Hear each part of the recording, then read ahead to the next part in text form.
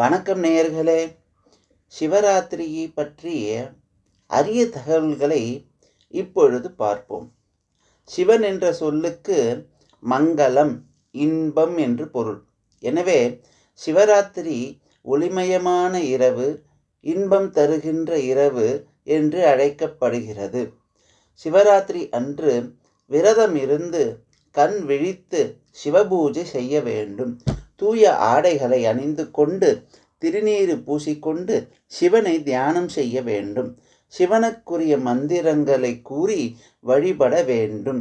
சிவராத்திரி விரதம் இருந்து நமசிவாய என்ற மந்திரத்தை இரவு முழுவதும் உச்சரித்தால் மகத்தான பலன்கள் கிடைக்கும். வாழ்வில் செல்வம், வெற்றி ஆகியவற்றை பெற விரும்புவோர் அவசியம் மகா சிவராத்திரி விரதம் இருக்க வேண்டும். சிவாலயத்தில் பலிபீடத்திற்கு அருகில்தான் வணங்க வேண்டும். 3, 4, 7, 9 என்ற எண்ணிக்கையில் ஏதாவது ஒரு எண்ணிக்கையில் வணக்கம் மேற்கொள்ளலாம். கோவிலில் வலதுபுறம், கிழக்கு புறம் கால் நீட்டக்கூடாது. ஆண்கள் அஷ்டாங்க நமஸ்காரமும் பெண்கள் பஞ்சாங்க நமஸ்காரமும் செய்ய வேண்டும். கிழக்கு நோக்கிய சன்னதியானால் பலிபீடத்திற்கு தென்கிழக்கு மூலையில் தலை வைத்து வணங்க வேண்டும். தெற்கு, மேற்கு நோக்கிய சன்னதிகளில் பலிபீடத்திற்கு தென்மேற்கு மூலையில் தலை வைத்து வணங்க வேண்டும். வடக்கு நோக்கிய சன்னதியானால் பலிபீடத்திற்கு வடமேற்கு மூலையில் தலை வைத்து வணங்க வேண்டும். சூரிய கிரகணத்தின் போதும் பொங்கல் தினத்தன்றும் மேற்கே கால் நீட்டி வணங்கக்கூடாது. சிவாலயத்துக்குள் எப்பொழுதும் திரியாங்க நமஸ்காரம், அதாவது இரு கரங்களையும் சிரமேல் குவித்து வணங்க வேண்டும். பிரகாரத்தில் பிரதட்சணம் செய்யும் பொழுது மிகவும் நிதானமாக செய்ய வேண்டும். உட்பிரகார பிரதட்சணத்தை விட வெளிப்பிரகாரத்தில் பிரதட்சணமே மிகவும் சிறந்தது. ஆலயத்தில் குறைந்தது 3 முறை கொடிமரத்துக்கு அருகே வந்து வணங்க வேண்டும். அபிஷேக காலத்தில் பிரதட்சணம் செய்யக்கூடாது. கொடிமரத்தையும் சேர்த்துதான் பிரதட்சணம் செய்ய வேண்டும். ஆலயத்தை விட்டு வெளியே வரும்பொழுது கொடிமரத்துக்கு அருகில் வந்து வணங்கிவிட்டு வெளியே வர வேண்டும். பிரதட்சணின் போது தலை பூமியை நோக்கி குனிந்திருக்க வேண்டும். நிலம் அதிர நடக்கக்கூடாது. பிறருடன் பேசிக்கொண்டு பிரதட்சணம் செய்யக்கூடாது. இறைவன், இறைவி அபிஷேகம் நடக்கும் பொழுது பிரதட்சண நமஸ்காரங்களை தவிர்க்க வேண்டும். ஆலயத்தில் ஆண்டவனை தவிர வேறு எவரையும் வணங்கக்கூடாது. ஆலயத்தில் நெய்விளக்கு ஏற்றினால் நினைத்தது நடக்கும். நல்லெண்ணெய் ஏற்றினால் ஆரோக்கியத்தை அளிக்கும். தேங்காய் எண்ணெயை வசீகரத்தை அளிக்கும். இலுப்பை எண்ணெய் சகல காரியங்களுக்கும் வெற்றியை தரும். மறு ஜென்மத்திலும் நன்மை அளிக்கும்.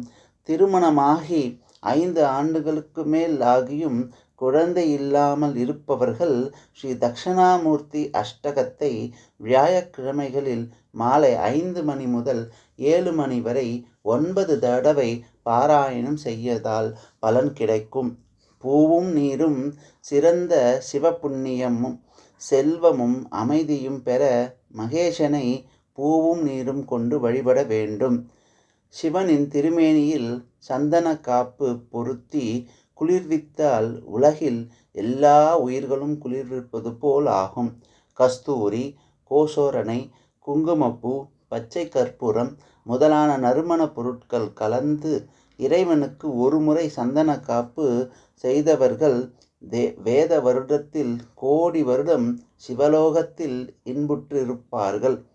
உமாதேவியுடன் இணைந்து சிவபிரானை பூஜிக்கின்றவர்கள் பிறவி பயனை அடைந்தவர்கள். அவர்கள் பேரின்பத்தை அடைகின்றார்கள் என்று சிவானந்த லஹரி கூறுகிறது. சிவாலய வழிபாடு செய்யும் பொழுது லிங்கத்திற்கு வலப்புறம் இருந்து பணிய வேண்டும்.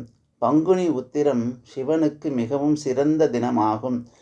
சிவபெருமானுக்குரிய திருப்பணிகள் ஏதாவது இருந்தாலும் அவை அனைத்தும் குற்றமற்ற நல்ல அறமே ஆகும்.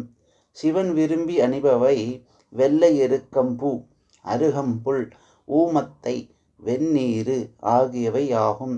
சிவன் கையில் ஏந்தியிருப்பவை சூலம், மான், மழு, துடி, அக்கினி. சிவனுக்கு ஆடை தோல். சிவனுக்கு வாகனம் காளை, ஆபரணம் பாம்பு, எலும்பு, மாலை மண்டை ஓடுகள், பன்றிக் கொம்பு, பிச்சை பாத்திரம். சிவனுக்கு புஷ்பாஞ்சலி செய்யும் பொழுது எல்லா புஷ்பமும் கலந்து செய்யலாம். முதல் நாள் சாத்திய வில்வத்தை எடுத்து நீரில் கழுவி மீண்டும் சிவபூஜை செய்யலாம். 1 மாத காலத்திற்கு இவ்வாறு செய்யலாம். தாமரை, வில்வம், சதபத்திரம் ஆகியவற்றால் சிவனை அர்ச்சிப்பவன் பெரும் செல்வத்தை அடைவான். நீலோத்பவம், ஜாதி மல்லிகை, பாடாலம், அரளி, ஆத்தி, கோங்கு, முல்லை, பாலாசம் ஆகியவற்றாலும் அர்ச்சிக்கலாம்.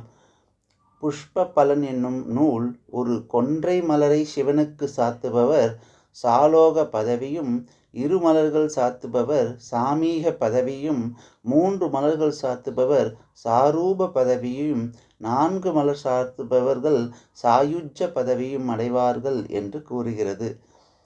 வில்வ மரத்தில் மகாலட்சுமி வாசம் செய்வதால் 1 வில்வம் லட்ச ஸ்வர்ண புஷ்பங்களுக்கு சமம்.